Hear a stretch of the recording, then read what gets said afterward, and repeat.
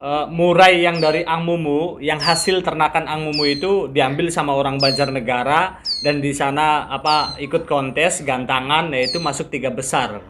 Jadi Baru ini umur 8 bulan 9 bulan itu. 8 Itu bulan ya. kontes pertama. Kalau Oh, itu kontes pertama udah masuk 3 besar. iya, Oh, baru oke. umur 9 Ah, bulan lah. ah. Yang keduanya masuk ke satu.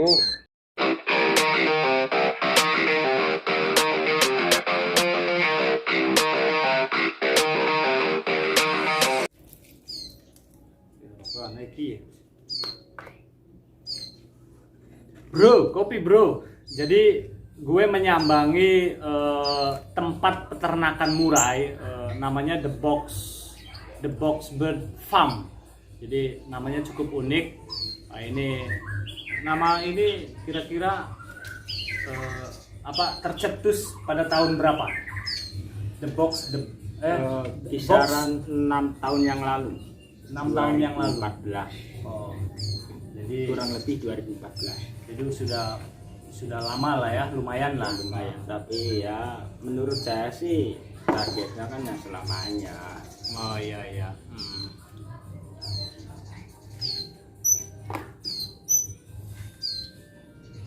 Jadi gue sebenarnya tertarik ini sama murai dari ternakan Angmumu. Entah itu dari bibitnya, entah itu dari yang sekiranya yang bahkan sudah gacor dan berprestasi gitu. Tapi nampaknya kayaknya kalau sumama ya kan Angmumu sifatnya itu lebih mendorong ke bibit ya. Tapi yang sudah gacor oke lah gitu kan, banyak gitu kan. Karena sudah pokoknya di sini murai itu banyak. Jadi yang sekarang lagi masa-masa produksi. Itu ada 9 pasang. Jadi semuanya lagi produksi, bahkan sudah ada yang bertelur dan lain-lain gitu. Ada yang masih gitu. Ini menarik sih sebenarnya. Apa namanya? The Box BF. The Box BF Big Farm. Jadi sudah berjalan lama, artinya ya memang ada juga burung-burung lain yang ya. Fox saya Hongkong saya baru ada sepasang. Ya. Kemarin sempat ternak cicak rowo, tapi dietinya almarhumah. Jadi tinggal satu. Ya, dipending dulu. Dipending dulu. Tapi kalau untuk murai jangan ragu, bos. Jadi bagi kalian penggemar burung, The Box The Bird Farm ini ada di Cirebon. Jadi di Kabupaten Cirebon, alamat lengkapnya itu nanti langsung aja hubungi, nanti gue kasih di deskripsi untuk kontak, langsung aja kontak. Jadi berkaitan dengan burung itu langsung aja lah ngobrol. Untuk masalah harga murai langsung, tapi yang jelas bibit murai dari The Box Bird Farm ini unggulan ya, jadi tidak abal-abal, semuanya bisa dipertanggungjawabkan kualitasnya ya. Jadi tapi kalau ada yang beli dari dari bibit gitu kan, itu Angmumu support Ya, support untuk pembeli kira-kira yang baru-baru gitu kan. selalu support aja sih sebenarnya. Kalau saya kan peternak, endingnya itu kan menjual. Jadi ketika ada pembeli yang butuhnya anakan, lolohan, dan trotolan, bahkan produksian, ya endingnya kan menjual gitu. Yang pasti ketika saya bisa menjual, tapi punya sayanya tuh masih ada gitu. Jadi ketika ada 9 pasang terus keluar satu produkan, ya nggak masalah gitu kan. Jadi di sayanya itu produksinya masih stabil. Oke. Jadi ketika misalkan ada 9 pasang, misalkan nih yang 8 pasangnya lagi ambrol, lagi mabung, terus yang satu pasangnya pengen dibayarin, ya saya pikir keberatan juga. Jadi itu yang satu pasang kan mungkin bisa buat pemasukan saya gitu. Tapi kalau ada emang yang 8 pasang ambrol itu terus ada yang mau, ya nggak masalah gitu kan. Jadi di saya itu masih tetap berjalan. Itu misalkan ada yang mau produkan. Tapi kalau ada yang prestasian, saya sempat ya piara dari nol, dari produkan sendiri. Sampai umur 1 tahun saya sempat di Jantang masuk nominasi Jantang perdana itu umur Jantang 9 perdana. bulan. Itu masuk ke 5. Terus pulang-pulang ada yang nyamperin gitu kan, nawar. Jadi ya saya kan peternak, intinya bukan pemain. Jadi ketika ada yang nawar dan harganya cocok, ya saya keluarin. Gitu kan. Pada saat itu harga berapa itu keluar? Nah, yang kemarin tuh harga 7.000, ya 7.000 baru Jantang perdana masuk nominasi 5. Itu kan umur 9 bulan. Kisaran 9 bulan. Kurang lebih 9 bulan, Bos. Astol. Oke. Ya.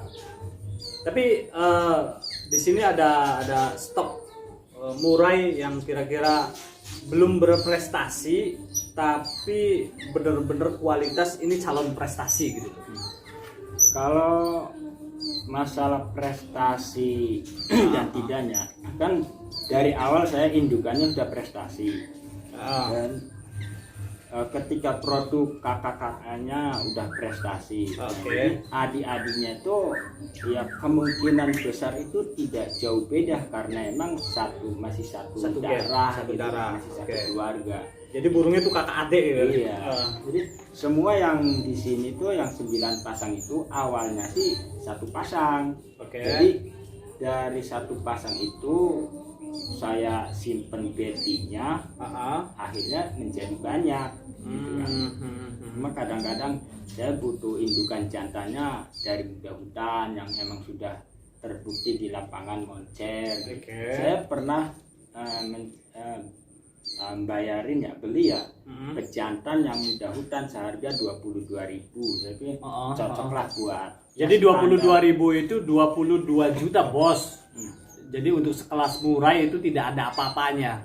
Jadi kualitas dari the box BF itu 20 juta itu cepet lakunya gitu. Kalau masalah nominal sih kan tidak ada standarnya. Yang penting saya lihat burungnya itu benar-benar layak buat saya nih. Ya cukup layak. Ya saya bilang ya prestasi lah. Jadi kalau masalah nominal mungkin ada yang lebih mahal gitu kan, jauh lebih mahal banyak. Tapi saya lihat dilihatnya yang di burungnya, prospek prestasi itu ketika memang benar-benar terbukti di lapangan, berapa kali mendapatkan piala gitu kan. Enggak sekali 2 kali. Saya lihat historinya, ini sebelum-sebelumnya gimana kerjanya, terus dapat nominasi bahkan dapat piala berapa gitu kan. Tapi ketika emang benar itu ya itu yang dicari. Untuk bahan indukan tuh seperti itu saya misalnya tuh. Jadi bukan belum masuk gantangan tiba-tiba diternak. Saya pikir itu mendingan yang benar-benar sudah terbukti aja. Karena sama aja sih waktunya, biayanya, kerja kita ternaknya gitu kan sama aja antara yang belum prestasi dan yang sudah prestasi itu. Ya tetap semuanya. Jadi misalkan satu burung kasih makan sekian per hari, yang prestasi juga segitu biayanya. Jadi masih mendingan prestasi. Jadi sekalian kita ya daripada yang pada saat beli jual ya, jual murai 22 juta. Saya pernah beli bukan pertama itu. Ini sekelas peternak, ini menarik nih. Bagi kalian yang penggemar burung, silakan komen kalau ada hal-hal yang perlu dipertanyakan. Jadi sekelas peternak, Ang Mumu, ini namanya Ang Mumu.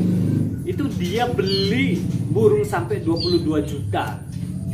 Karena murai itu bagus ya, berprestasi. Saya lihat pasarnya, karena emang pasarnya itu prospek banget. Jadi kenapa saya? Tapi tentu dong tidak dilihat dari pasar. Mungkin bagi Ang Mumu lihat juga posisi fisik murai kan. Jelas. Justru pasarnya kan berbeda ya. Ada harga yang sekian ribu dengan yang sekian puluhan ribu gitu kan. Itu pasarnya itu beda. Jadi ketika saya punya indukan yang seharga gitu, yang emang kualitasnya seperti itu ya.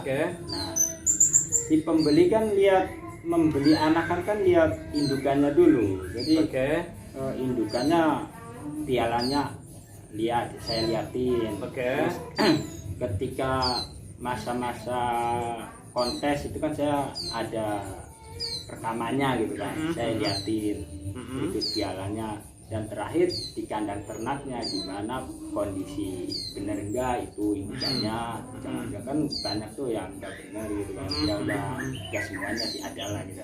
Jadi saya lihat di kandang ternak kan, ini burungnya ini waktu kontesnya gitu kan. Dan pialanya, sertifikatnya saya tunjukin gitu kan. Dari situ pembeli merasa yakin lah, minimal merasa yakin untuk tahap awal untuk membeli itu. Jadi nah, ketika sudah yakin bahwa itu burung prestasi, itu untuk membayar mahal pun ya mahal itu. Jadi tolak ukurnya kan histori burung itu.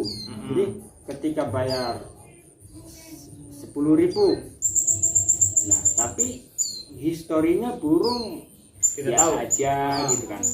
Jadi ya itu beda-beda pasarnya tuh di situ. Jadi emang semua punya pasar semua. Burung yang 1.000 ada pasarnya. Jadi pada intinya calon pembeli itu harus detail ya. Jadi historis itu penting. Jadi historis itu penting, bos.